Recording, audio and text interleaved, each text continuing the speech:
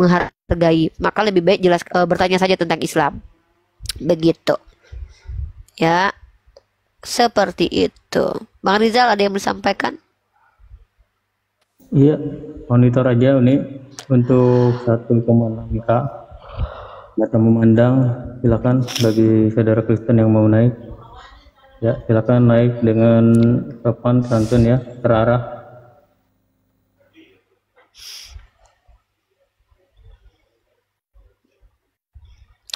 Ya, Bapak Tarigan, ada lagi yang mau disampaikan Bapak Tarigan?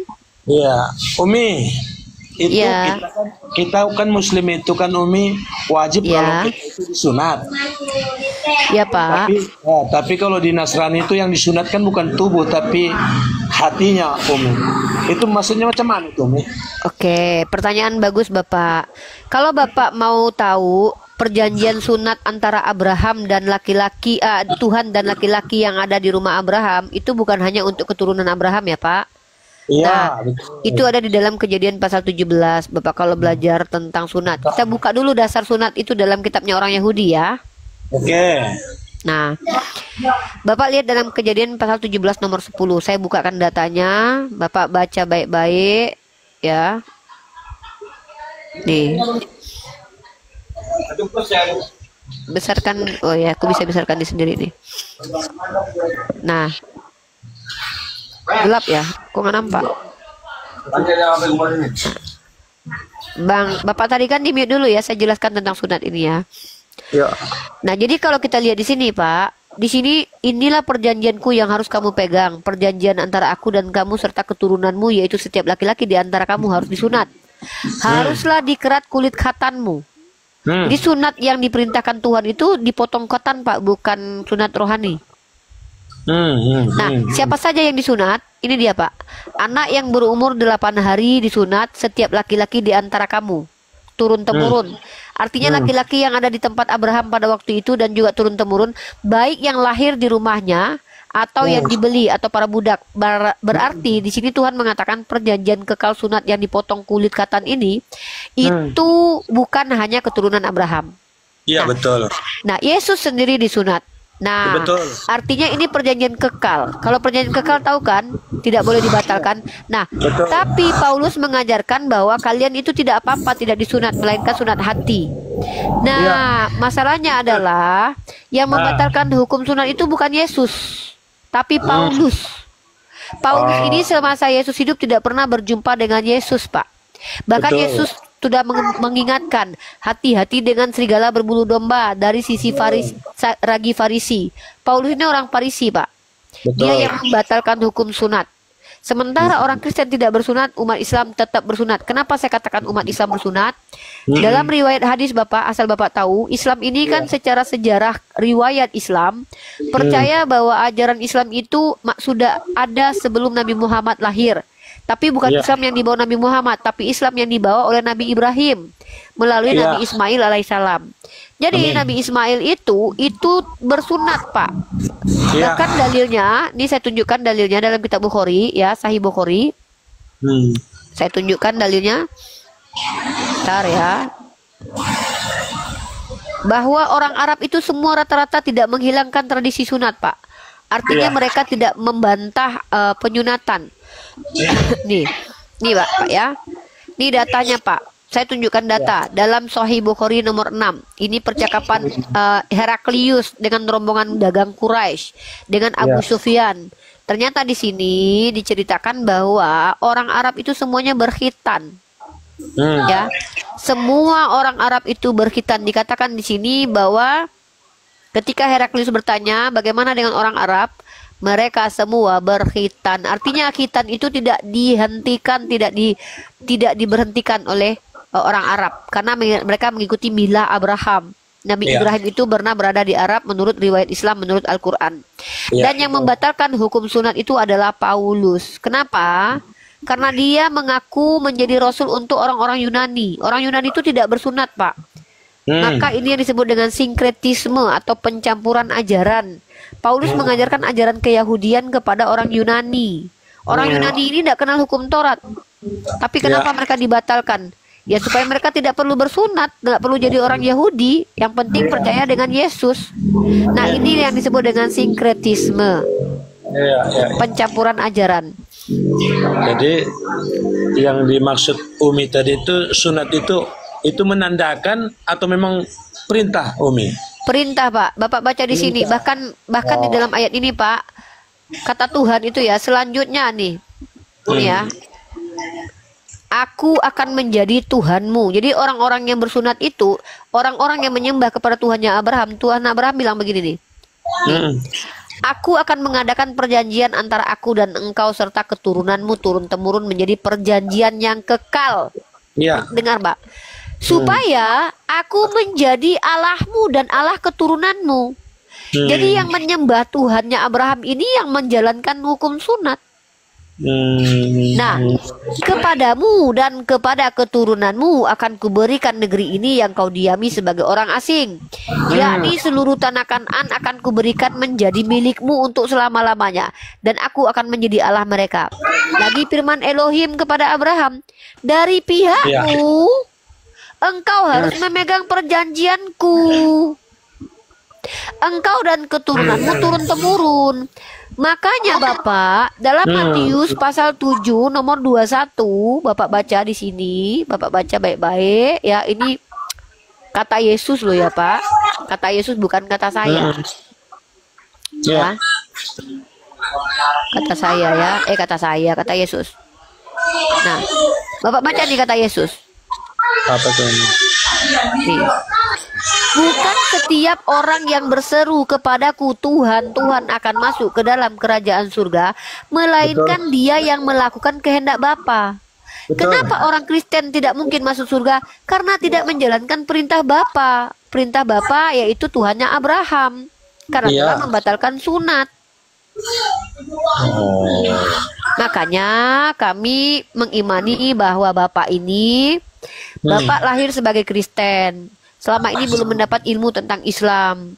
Kalau Bapak sudah mendapatkan ilmu tentang Islam karena Bapak selama ini belum mencarinya, lalu Bapak tidak bisa membantah, ternyata ajarannya masuk akal, sesuai dengan hati nurani. Karena kebenaran itu tidak mungkin bertolak belakang dengan akal dan hati nurani. Lalu kemudian setelah saya tunjukkan bukti semuanya bahwa ajaran Islam ini relate atau terkoneksi dengan ajaran Bani Israel, nabi-nabi Bani Israel dan ajaran Yesus terkoneksi, maka Bapak membantah walaupun Bapak tahu itu benar, baru Bapak disebut kafir. Betul. Tapi selama ini kalau Bapak tidak pernah belajar, Bapak adalah hamba Allah yang diizinkan mendapatkan ilmu pengetahuan. Allah sayang sama Bapak sehingga Bapak tanpa sadar diizinkan naik ke Komal ini, bertemu dengan saya, bertemu dengan Cak Tata. Pak, ini bukti kalau Allah sayang sama Bapak. Sepanjang umur Bapak yang selama ini menurut Islam Bapak salah menyembah kepada makhluk, bukan kepada pencipta makhluk, akhirnya Bapak tetap diizinkan berjumpa dengan kami, supaya Bapak mendengarkan dakwah kami. Tapi setelah kami jelaskan Bapak membantah, dan Bapak sudah tahu kebenaran yang tidak bisa dibantah, maka Bapak berdosa. Tapi ketika Bapak belum mendapatkan ilmu pengetahuan, Bapak tidak tahu, Bapak dimaklumi. Tapi Allah Maha Pengasih, Maha Penyayang. Allah akan beri petunjuk kepada Bapak. Salah satu cara metode petunjuk yang diberikan kepada Bapak dengan mudahnya akses sarana teknologi sekarang, di mana setiap orang dapat mencari tahu kebenaran itu. Bapak tanpa sadar naik ke atas ini, Bapak sedang mencari tahu kebenaran, dan Bapak saya tunjukkan fakta-faktanya. Tapi tidak masalah kalau Bapak tolak, saya tidak ada keuntungan, tidak ada kerugian.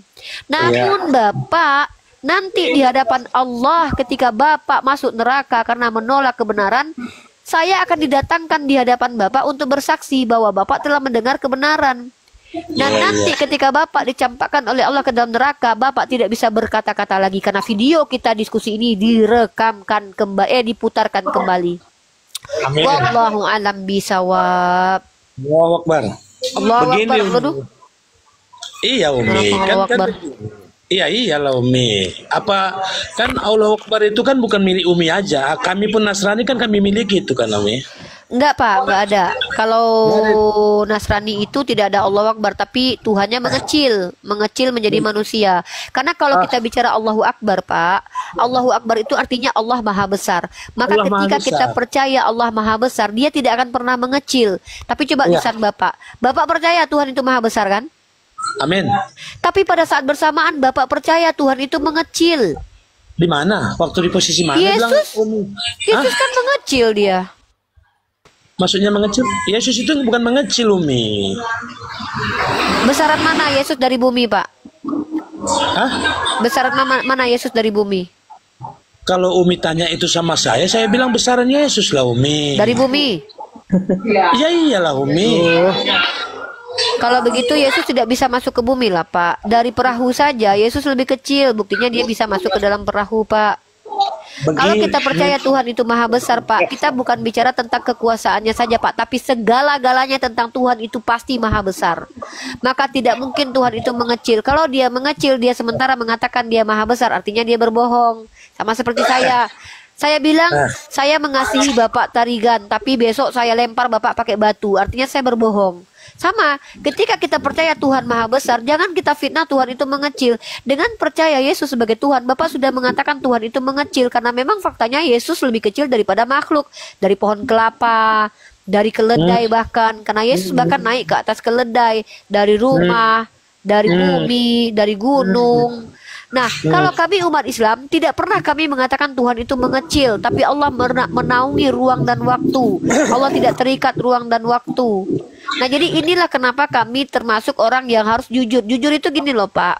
Ketika saya katakan Tuhan saya itu tidak mati, maka saya tidak akan percaya Tuhan pernah mati.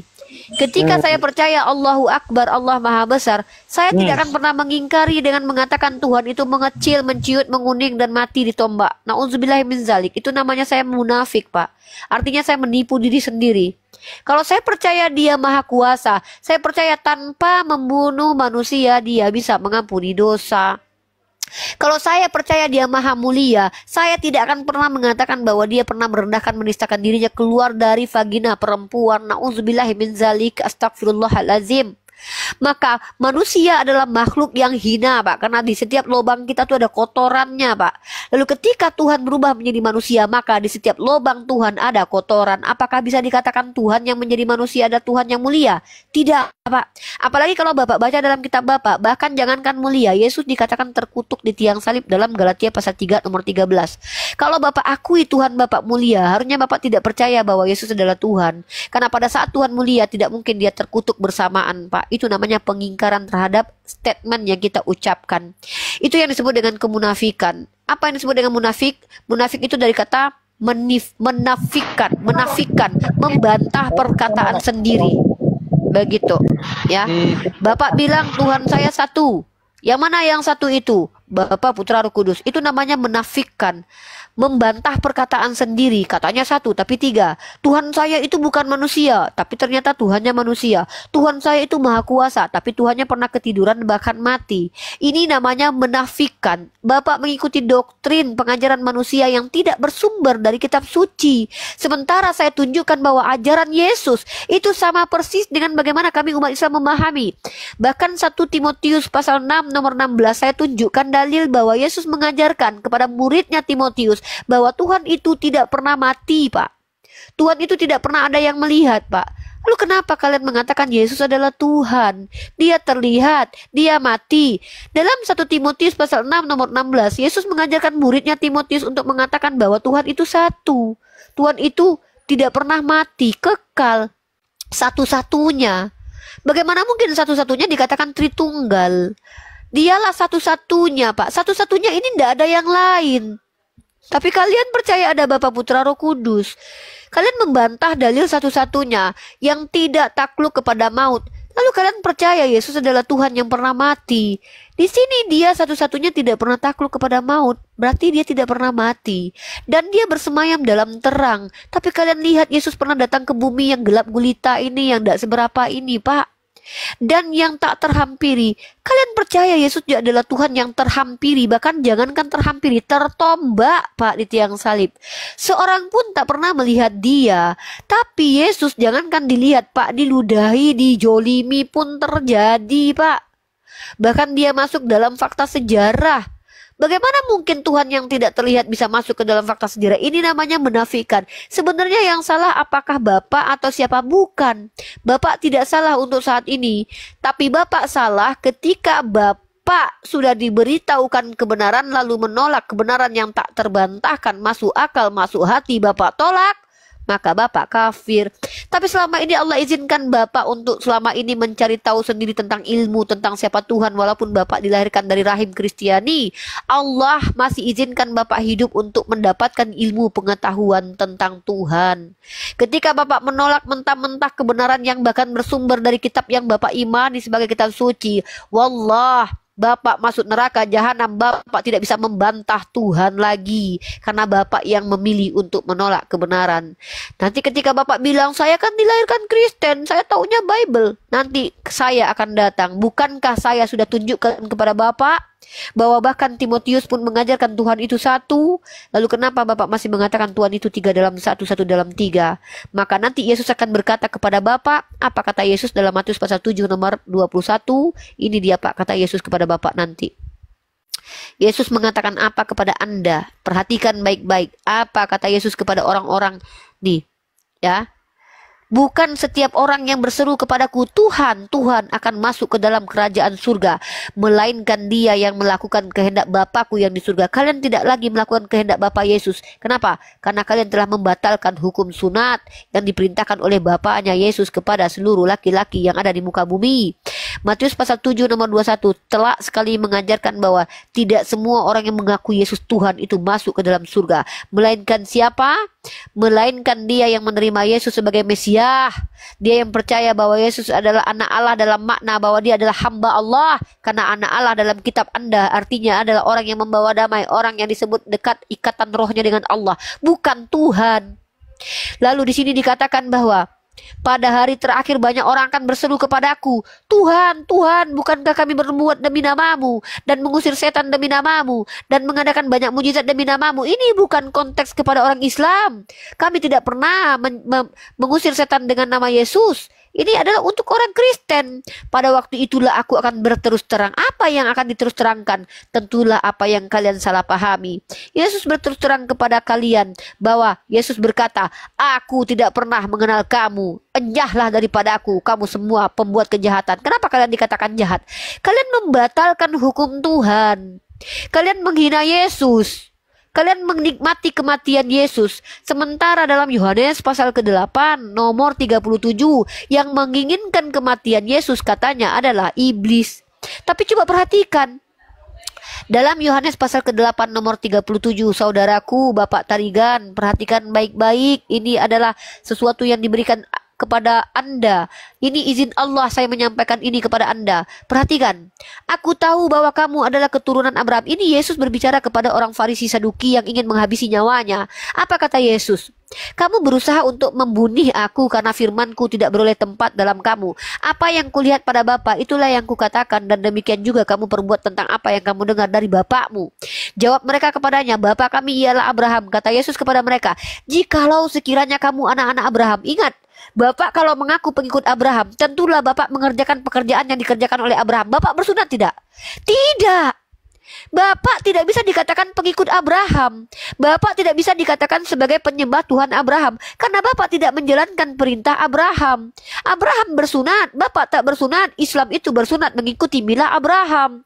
Tetapi yang kamu kerjakan ialah berusaha membunuh aku. Aku seorang yang mengatakan kebenaran kepadamu, yaitu kebenaran yang kudengar dari Allah. Pekerjaan yang demikian tidak dikerjakan oleh Abraham. Satu sekali terakhir. Ya nanti saya jelaskan. Kamu mengerjakan pekerjaan, ya nanti saya jelaskan, Bapak diam dulu. Kamu mengerjakan pekerjaan bapamu sendiri. Jawab mereka, kami tidak dilahirkan dari zina. Ini orang Yahudi menghina Yesus, menuduh Yesus hasil dari zina. Mereka mengklaim Bapa kami satu, yaitu Allah.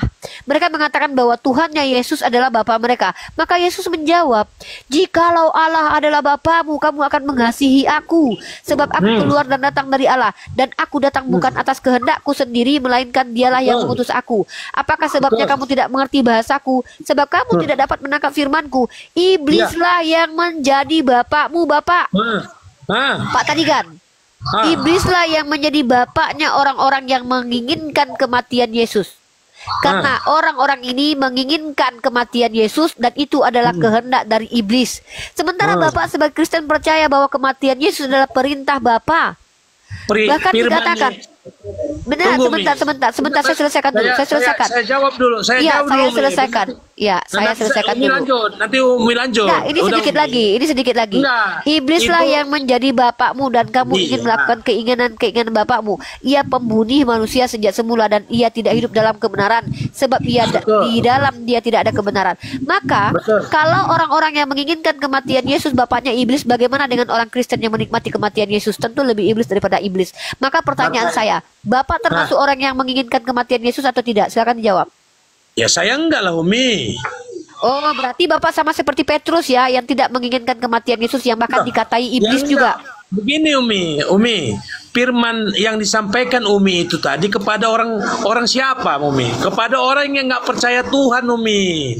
Bukan orang yang percaya sama Tuhan. Kalau saya, Umi, percaya sama Tuhan. Yang disampaikan tadi itu firman yang disampaikan Umi itu bagi orang yang nggak percaya pada Tuhan. Makanya Umi kalau menyampaikan ini Umi kepada kami orang Nasrani yang percaya sama Tuhan, Umi salah. Oke, saya jawab. Bapak bersunat. Sunat. Oke, Bapak tahu tidak Paulus mengajarkan barang siapa yang bersunat Kristus tidak berlaku lagi bagi dia. Kata siapa? Ah, ini dia. Saya kasih data ya. Kan kata Paulus kan Umi. Bapak tidak percaya Paulus? Begini Umi, yang saya percaya Tuhan, bukan Paulus. Paulus itu Umi, itu diciptakan Tuhan. Itu sama dengan saya Nah. pengetahuannya. Berarti Kan Bapak begini, berarti Bapak, gini loh Pak, bagaimana Bapak tidak bisa mempercayai Paulus? Karena surat-surat Bible Bapak itu kebanyakan ditulis oleh Paulus. Bahkan doktrin Umi. Kristen itu rata-rata dari Paulus, Pak. Contoh. Begini. Bapak, enggak, saya tanya, Bapak menjalankan hukum Taurat enggak? Menjalankan hukum Taurat lah Umi. Yang mana yang Bapak jalankan? Bapak menjalankan mata ganti mata? Korban Umi? bakaran? Bapak menjalankan korban bakaran? Ya, korban bakaran itu Umi, itu bagi bangsa siapa Umi? Nah, makanya saya bingung ketika Bapak mengatakan Bapak menjalankan hukum Taurat. Hukum Taurat itu kan untuk Bani Israel. Kenapa Bapak bilang Bapak menjalankan hukum Taurat? Umi, kalau siapa yang percaya dan tidak percaya kepada hukum Taurat, dia nggak percaya sama Tuhan Umi. Hukum Taurat itu untuk Bani Israel, Pak. Hukum Bapak Taurat bukan itu Bani Umi, Israel. hukum Taurat itu Umi, percaya sama Tuhan, percaya sama dengan kiamat, percaya dengan dosa. Nggak gitu. percaya dengan- Itu Bapak nambah-nambahin. Itu hukum Nggak Taurat gitu. Umi. Itu nggak boleh namanya gitu, hukum Pak. Taurat. Nggak boleh Dan- gitu, Pak. Hukum Taurat itu jangan begitu. Itu namanya Bapak melintir. Udah. Saya nggak mau Bukan, Umi. Bapak jadi Umi ter- udah Bapak lanjut ya. Bapak lanjut dengan ini, dengan Cak Tata, dengan yang Cak Tata. Halo, Cak Tata. Bukan Tata monitor. Umi biar Enggak. biar- Saya nggak mau Bapak nanti ketampol. Saya menghargai Bapak. Bapak orang baik. Bapak orang yang sopan. Saya pun menghargai belajar. Umi. Maksud saya Ya. Umi tadi itu membacakan Bapak- kitab itu tadi supaya Umi juga mengetahui bahwa itu kepada orang siapa Tuhan itu berkata seperti itu, kepada orang yang nggak percaya Umi. Iya, kan di situ dikatakan jadi orang kalau yang sama- ingin menghabisi Yesus itu Iya. bapaknya iblis. Nah, Iya. Bapak menginginkan nggak kematian Yesus? Ya enggak lah Umi. Nah, Nah. berarti Bapak tidak menginginkan Yesus menyelamatkan dunia karena doktrin Kristen Yesus itu juru selamat, dengan kematian Yesus dia Betul. menyelamatkan. Kalau Umi misalnya begini Umi, artinya Umi pun jangan pelintir. Bagi kami yang percaya dengan Tuhan Yesus itu bukan mengingini kematian daripada Tuhan Yesus. Siapa yang mengingini kematian Tuhan Yesus itu kata Tuhan itu saat itu adalah orang yang terkutuk. Kan begitu. Nah, Bapak tahu tidak? Bahkan Petrus pun dikatakan iblis gara-gara dia tidak menginginkan kematian Tuhan. Bapak baca nih. Nih, dalam Matius pasal 4, maka berkatalah Yesus kepadanya, "Enyahlah iblis, sebab ada tertulis engkau harus menyembah." Bukan ini, sorry, salah. Ya, Petrus dikatakan iblis ya. Nih. Sorry, nah ini Matius 16:23 nih ya. Nih. Maka Yesus berpaling dan berkata kepada Petrus, "Enyahlah iblis, engkau suatu batu sandungan bagiku, sebab engkau bukan memikirkan." Nah, ini orang Kristen percaya. Ayat ini mengatakan Petrus menghalangi Yesus ingin dibunuh ya. Maka Begitu. bentar dulu Umi, Pak. bentar, Ini bentar. maju kena mundur kena Enggak, biar- sebentar. iya, saya Oke, jawab saya ini. gini. Enggak, Sebelum Bapak menjawab, saya mau ngomong gini Pak. Enggak, poinnya gini ya. Di poin saya dulu. Bapak yang terhormat, saya itu enggak kesempatan mau dulu debat lawan kusir. bicaramu Ya, berbicara. saya habis ini selesai. Biar Saya fair. diambil alih sama catatan. Diam Nanti dulu, saya Oma. nanti saya lupa Umi jawabnya. Ah, yaudah. Yang disampaikan Umi itu tadi, yang firman yang disampaikan Umi tadi itu kan, itu kan Paulus yang saat itu kejadiannya Petrus saat itu Tuhan Yesus ingin diserahkan kepada orang yang mau menyalibkan. Datang si Petrus ini, Ya. Tuhan, kan begitu. Ya, dia Jangan menghalangi. Iya, Nah, artinya dia menghalangi. artinya orang yang menghalangi kematian Yesus iblis, tapi orang yang menginginkan kematian Yesus juga iblis. Maka si malakama maju kena mundur kena. Salah, salah Umi, salah Apa? mengertikan itu. Coba, Maksud gimana? saya, maksud itu cerita daripada si Petrus itu tadi Umi, disebabkan saat itu kan Yesus itu sadar dia akan diserahkan kepada orang yang mau menyalibkan dia. Tetapi datang Petrus ini, aku akan diserahkan. Kan begitu. Itu kan bercerita. Ya berarti kalau Bapak hidup sejaman dengan Yesus, Bapak termasuk orang yang membantu kematian Yesus untuk menyelamatkan manusia atau menghalang-halangi Yesus mati di tiang salib. Bapak pilih mana? Yang menyelamatkan manusia lah, Umi. Maksudnya Bapak mendorong dia supaya mati menyelamatkan manusia. Enggak lah, Umi. Berarti Bapak membantu kematiannya. Enggak Seperti lah. Yudas. Terus? Begini mah Umi, kalau tentang itu kan Gini deh, terakhir Bapak jawab aja ini. Saya nggak mau mendengarkan panjang kali lebar yang nggak penting ya. Gini, Kan begini, kalau Umi, Bapak hidup sejaman dengan Yesus, Bapak termasuk yang mana nih? Bapak kalau termasuk, Umi- bentar, enggak. Ini kan saya tanya Bapak nih hati nurani Bapak. Ini namanya Umi mau menang sendiri. Umi dari tadi. Ya, makanya saya bilang Bapak sama Cak Tata, saya tuh ndak mau dengerin doktrin Bapak, karena saya ndak mau Bapak nanti ketampol sama saya, Bapak malu. Saya menghargai Bapak di sini. Saya mau mengikuti yang disampaikan Umi, bukan saya mau berdebat, bukan. Ya, Saya mau udah, mengikuti Bapak menjelaskan yang mana coba? Saya Yang bilang mana? yang disampaikan Umi tadi itu, udah Umi, itu bukan ya kalau Umi samakan saya dengan si Petrus tadi mau mengingini buah si malakama, bukan Umi. Itu di zamannya si Petrus. Zaman sekarang kan nggak seperti itu Umi. Zaman sekarang kan Bapak menikmati kematian Yesus, Bapak lebih iblis daripada iblis loh. Begini Umi, kenapa Umi bilang saya Begini. pula menikmati daripada kematian Tuhan Yesus? Bapak kan percaya kalau Yesus menyelamatkan Bapak dengan cara mati. Begini Umi, bukan saya bilang Begini. ini gini. Umi yang mendoktrin saya, bahasanya saya kok Umi tahu saya mengini kematian daripada Tuhan Iya, Yesus. itu ke Kristen mainstream, makanya Bapak jelaskan. Bapak termasuk yang percaya nggak kalau kematian Yesus itu menyelamatkan? Amin. Ya sudah, berarti Bapak sama menikmati kematian Yesus lah. Bapak lebih iblis daripada iblis. Begini, Umi bertanya. Kok begini? Begini enggak, Umi tadi bertanya. Iya. Dengan percaya enggak Pak Tarikan dengan kematian Tuhan Yesus itu untuk menyelamatkan si Pak Tarikan? Kan begitu Umi jawab. Bapak kan selamat dong. Bapak selamat dong berarti dengan kematian Yesus.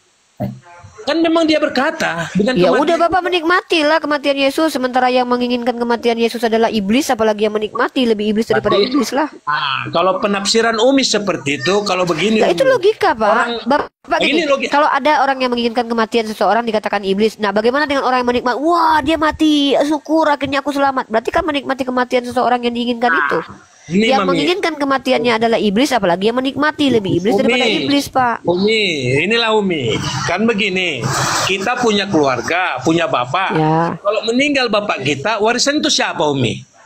Warisan harta Pak, bukan warisan dosa. Apa Iyalah, kaitannya dengan warisan Pak? Wah, iya, kita bikinlah buat warisan hartanya. Kalau kita punya Bapak dapat warisan apa dari kematian Yesus? Hah? Pak, saya boleh nggak jualan dulu? Boleh nggak Pak? Mumpung saya mau istirahat nih. Ntar. Umi, Ya, saya mau jualan dulu ya. Gitu, ya kan, biar Bukan gitu, bukan Enggak, lari. Umi tadi- Saya tuh senang dengan Bapak. Bapak sopan, Bapak baik. Bapak ketampol mulu, saya kasihan ya. Saya iklan dulu ya biar yang lain di bawah nggak pusing ya. boleh, Umi. Teman-teman yang botak karena mendengarkan diskusi yang antara lain. Oten dan Uniriva. Masuk. Ya, Bantu bentar. Umi itu, Ya. supaya Umi itu jelas. Nggak bantu, saya mau iklan. Buat teman-teman muslim dan non-muslim yang botak, kepalanya rontok, rambut bulu-bulu di seluruh tubuhnya dikarenakan mendengarkan diskusi dan penjelasan umat Kristiani, tolong beli minyak kemiri yang no oplos. Beli minyak kemiri saya, harganya 100.000 100 mili di luar ongkir, karena ternyata nggak sanggup saya bayarkan ongkirnya. Harganya 100.000 100 mili teman-teman ya, tolong dibeli. Ada dua model, yang satu model bening, yang satu model hitam pekat kelam seperti masa hidupnya Yesus waktu di dunia, babak belur ya, kelam hitam pekat yang bisa menumbuhkan bulu-bulu di tubuh kalian. Alis mata kalian yang botak itu bisa ditambahkan menghitam kelam lebat sebagaimana kehidupannya Yesus di dunia itu. Kalian pakailah minyak kemiri yang berwarna hitam atau minyak kemiri bakar. Nggak usah. Diam dulu Roma. Nah, kalau kalian ingin rambutnya Iklan cantik aja. indah, Nggak usah sambil gunakanlah minyak mengolok. kemiri. Nggak mengolok kok, emang kehidupan Yesus kelam kok sama hidup apa sih Roma? Gangguin aja lagi mengiklan. Dan minyak kemiri yang bening itu dibuat sama saya tanpa oplosan, jadi baunya ya Jadilah bau kue. perempuan yang bersahaja, Aduh Rifa. Roma, aku lagi iklan nih, ganggu Nah, harga minyak kemirinya 100.000, harganya di luar ongkir 100 mili teman-teman. Jadi tolong kalau mau DM sama saya minta mau beli minyak kemiri, Bu, minyak kemiri Bu, saya akan kasih nomor WhatsApp, lalu kita bertransaksi di WhatsApp. Teman-teman langsung saya handle, yang mau telepon saya langsung nomor HP-nya saya yang terima, bisa ngobrol dulu ya, dan nggak boleh lama-lama ngobrol sama saya, banyak yang harus saya lakukan. Iya, Yang mau beli minyak kemiri ya ada dua model, yang model bening dan juga model hitam pekat kelam seperti kehidupan Yesus waktu di dunia ya. Amin. Yang botak palanya, yang botak silakan dibeli. Minyak kemiri menumbuhkan rambut sehingga kalian punya harga diri. Selama ini orang Kristen yang babak belur rontok bulunya sama Bang Zuma dan Cak Tata, beli minyak kemiri Uniriva. Jangan lupa tidak dioplos sama sekali karena memang saya ndak bisa oplos, belum punya perusahaan oplos ya. Dan teman-teman yang juga ingin membeli rendang saya, silakan di DM saya bikin rendang bersama mama saya, enak sekali loh. Kalau ingin pintar seperti Bang Zuma, makan rendang saya. Kalau ingin cerdas seperti Ustadz Wafi, makan rendang saya karena mereka pintar belajar ya. Belajar sambil makan rendang saya ya. Rendang saya membantu kalian bisa belajar. Cak Tata masuk. Boleh. Cak Tata, bentar dulu.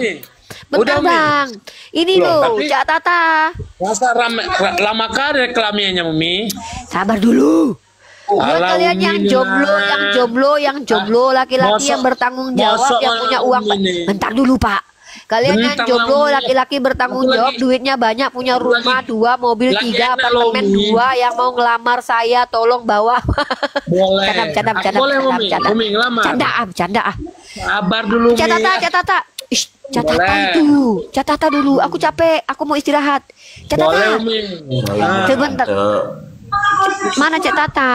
Ustadz Arif, mana Cak Tata? Loh, kok diajak semua? Halo Mi. Bentar lah Bang Tarigan sama Cak Tata lo ngobrol, aku istirahat mau tidur, aku capek aku lo. Mana Bang Tata? Bang Umi, Kak Umi. Yang mau pesan minyak kemiri silakan di DM saya ya. Boleh. Berapa nomor apanya Umi? Itu DM aja di akun ini. Ya udah Bu. Ongkirnya sesuai tempat lokasi, saya cek ada JNT nanti. Nggak ada etalasenya sayang. Bisa di DM di nomor ini, Rifa MOW ke 706. Tolong di DM di Rifa 06, Rifa MOW 25, nanti aku jadikan satu akun lah. Rifa MOW 16 guys. Rifa MOW nomor 16. Asli. Kemiri asli. Asli. Kemiri itu kulitnya hitam apa putih Umi? Kelat abu-abu monyet. Berarti Umi salah. Rendang sekilo harganya 350.000 teman-teman. Itu pakai kelapa Umi. Abang sabar lah Bang, sama Cak Tata ngomong. Umi kan jualan, aku tanya itu pakai bumbu kelapa enggak Umi? Enggak Bang, pakai bumbu simalakama Bang. Cak Tata. Waduh. Jangan yang gitu bilang mau Bang Rimbayadi di DM saya ya Bang ya, di DM saya nanti saya kasih nomor WhatsApp. Cak Tata jangan tidur lah, gantian lah Cak, capek Cak. Aku mau loh Umi rendangnya. Iya sabar lah Bang. Bang Datu ini duh capek aku loh. Bentar dulu, yang lain diam dulu. Bang Ota handle lah Bang. Bang Rijal handle lah. Capek loh. Ya, selamat malam jemaatku. Saya Pendeta Gaslus dari Patikan. Ya, lanjut ya. Aku tidur ya. Aku istirahat ya. Kecilin aku ya, Cak Tata besarin ya.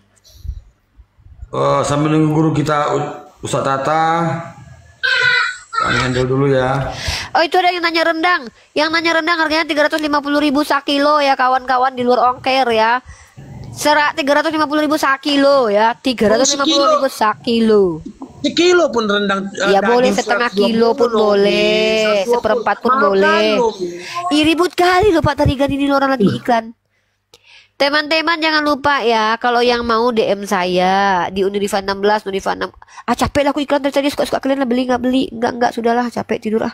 Lanjutlah Bang Otak, capek aku. Tidur ah, ngantuk aku. Bismika Allahumma ahya wa bismika wa amut. Aku tidur ah. Banyak kali untungnya Umi, 300.000. Sekilo cuma dua kelapanya Umi. Bumbu beli berapa 300.000 Umi, modal 200.000, ngambil untuk 100.000 loh Umi.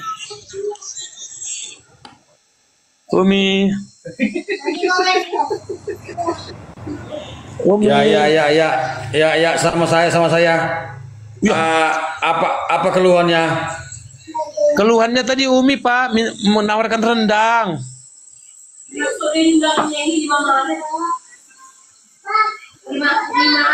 Aduh, oke, Bang. Kita buka tema, Bang.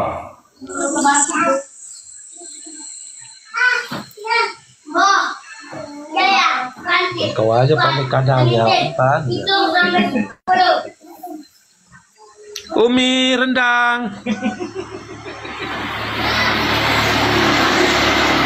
Umi minyak kemiri loh Umi. Mana sih Mbak Umi nih? Ibu Umi rendang. Ya, buka tema, Bang. Yo masuk Bang. Tema apa nih kita Bang? 1, 2, 3, 4, 5. Ya. Halo Saya Bang. lagi mau penginjilan nih, ya. Oke ya Bangko. Tema apa kita Bangko? Lanjut.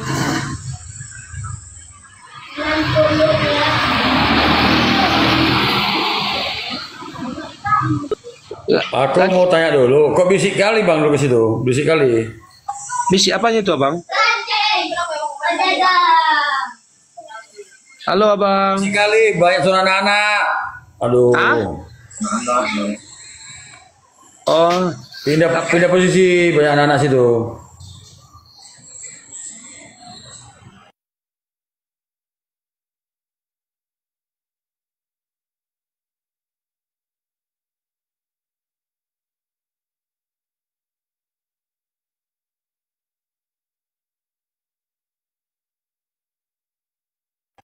Tes. halo. Halo. Ini konus ya? Susah jaringannya ya Bang ya? Bang, suara anak-anak itu Bang. Aduh, Abang ini pindah posisi lu, cari tempat yang aman. Oleh, anak-anak ini pun mau ingin dengar juga loh Abangku. Ingin belajar.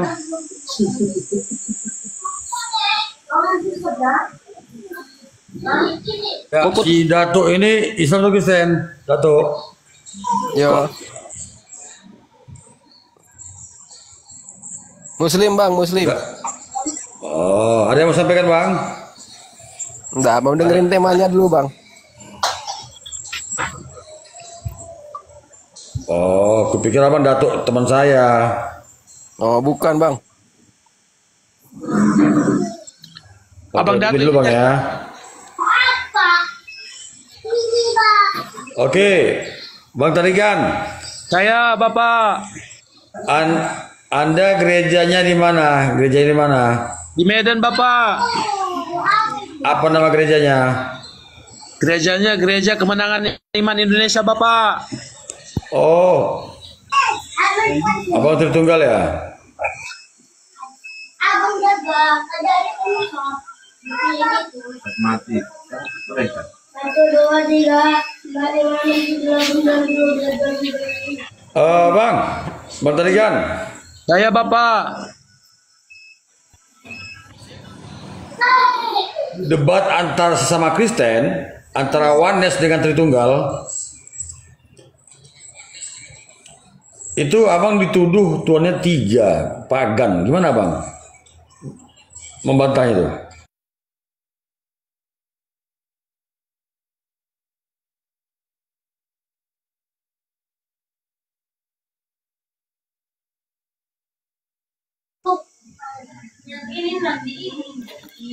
Kau hilang-hilang Abang.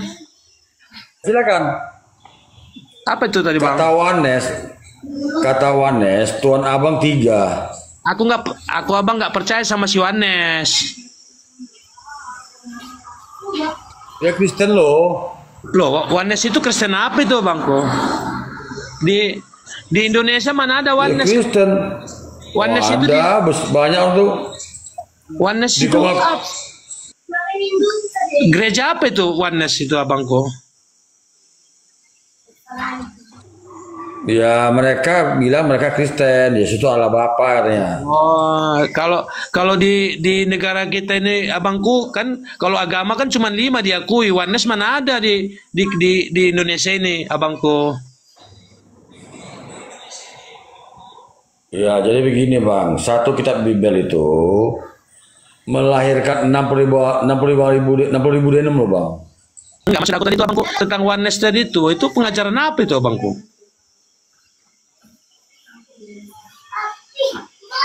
Undang Oneness kemari ya. Iya enggak, iyalah. Masuk oneness itu kan kalau kita di Indonesia ini kan Katolik, Protestan, Islam, Buddha, Hindu kan itu cuma di Indonesia. Abangku, oneness mana ada di Indonesia? Setahu aku abangku, petunjuk abangku.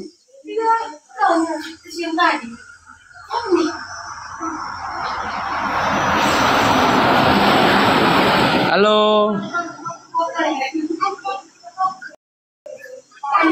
Tapi abang bertanya kepada bapak-bapak gereja, mereka mengatakan Kristen itu ada 60 ribu denom. Iya, yang aku tanya dulu, jawab abang lah dulu. Oneness itu aliran apa itu bang? Pengajaran apa itu bang? Baru dengar aku ada oneness di Indonesia. Keundang Onenessnya ya. Iya, oneness itu maksudku itu pengajaran apa bang?